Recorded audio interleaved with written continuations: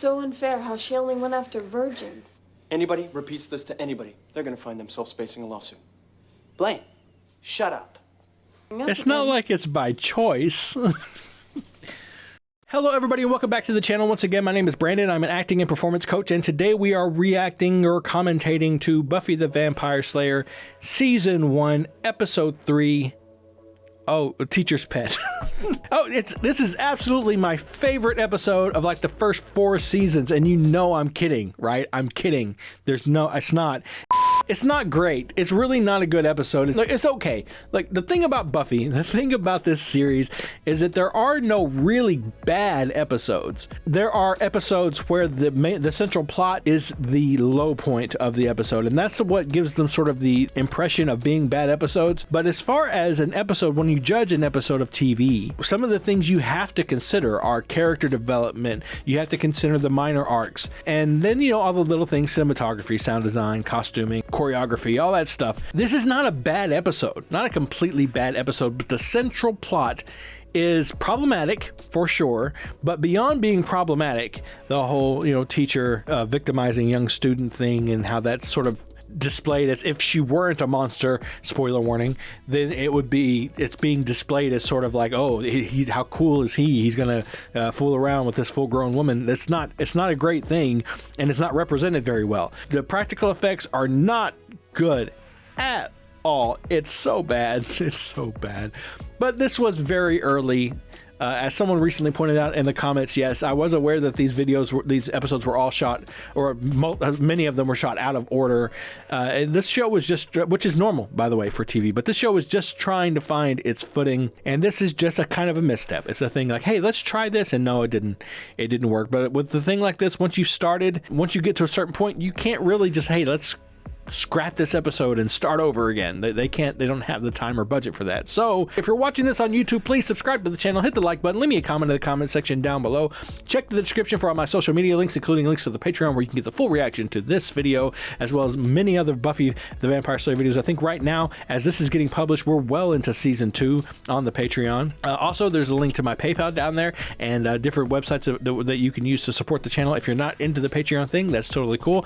But at the end of the day, just watching the video, hitting the like button, leaving comments, that's really what supports the channel, so I appreciate you. Thank you so much.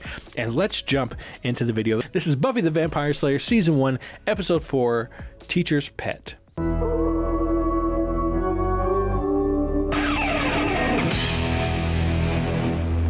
Slayer. Right in the mouth of this girl. We come right out of the mouth. That's crazy. May I cut in? Come on, I get it. As a 14, 15-year-old boy, these kind of fantasies happen. You want to be the hero. You want to be, you know, you want to save the day. Finish my solo and kiss you like you've never been kissed You want to be cool. You want to be looked at like that. I get You're drooling. Xander. You've got a little... Answer communicating. Touch. Again, her undercover skills not the best. B.O.? Thank God someone finally found the courage to mention that. I gather you had a few problems at your last school? Destructo girl. Poor Buffy. I suspect it's going to be great. I love this guy. I really like that they introduced him. I think I mentioned it in that episode, in the last episode, just briefly. And please don't listen to the principal or anyone else's negative opinion about you. He's doing such a good job. As somebody who's kind and who's supportive, so of course he's going to die. That's just what's going to happen. Because, you know, you can't have happy things on this show.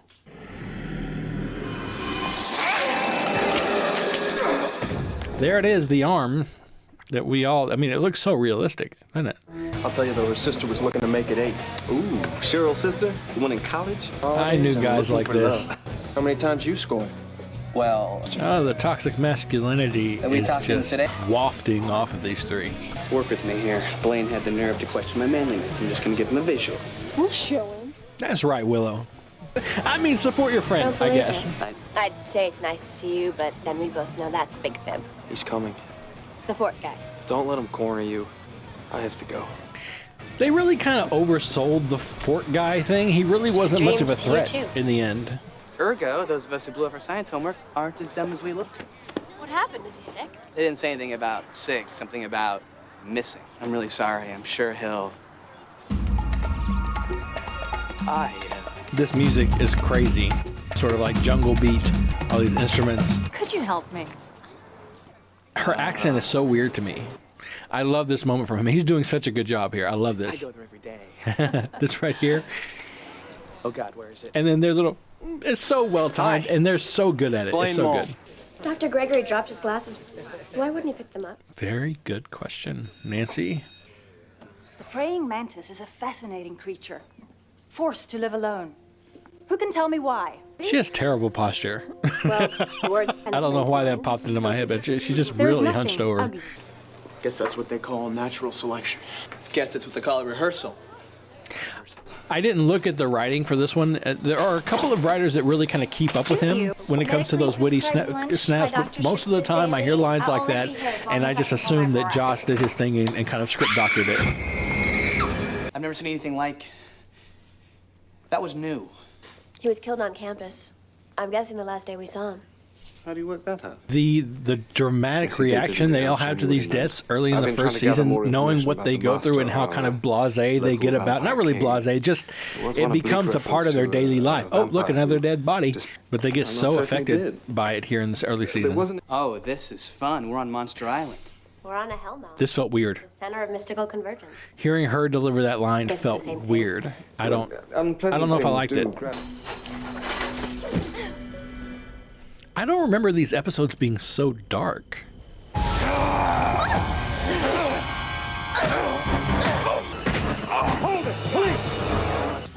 This was really interesting too. This is the first time we've seen the police in Buffy, and to see them sort of organizing this like posse trying to hunt down this thing that's killing people in Weatherly Park was really cool. Further proof that there's a lot that goes on in this universe that we don't get to see. It's something that doesn't get talked about much. How did he flatten his face? Like his chin disappeared. How did he do that? That was pretty intense. Do you know Miss French, the teacher that's subbing for Dr. Gregory? Yes, she's lovely. Well, Claw Guy takes one look at her and runs screaming for cover. You what? You saw Dr. Gregory, didn't you? Or decomposing. I'd stay away from D words altogether. I love Flutie so much. Well, no, I'm going to be late for biology. Extremely late. I'm always here if you need a hug, but not a real hug, because there's no touching this. The joke. Look at the way she's communicating. Really No.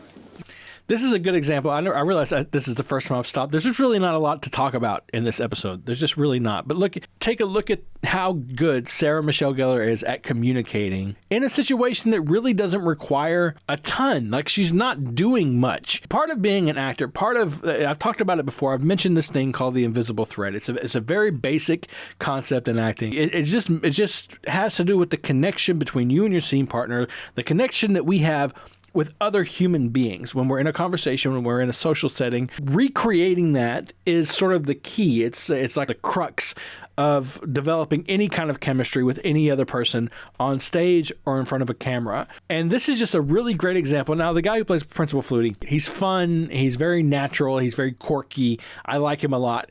Watch the way she reacts to his frantic energy, right? How she sort of adopts that sense of urgency. And he's, oh, no. Talking fast, high energy. So this way, please. Well, no, I'm going to be late for biology. Extremely late. But I really don't. We all need help with It's great, the acceleration. Look at the way she's connected to him when he jumps back I here. really believe if he's here if you need a hug, but not a real hug. Just so connected, so natural. These, again, are little things that a lot of people just don't notice consciously, but it's like sound design and music design.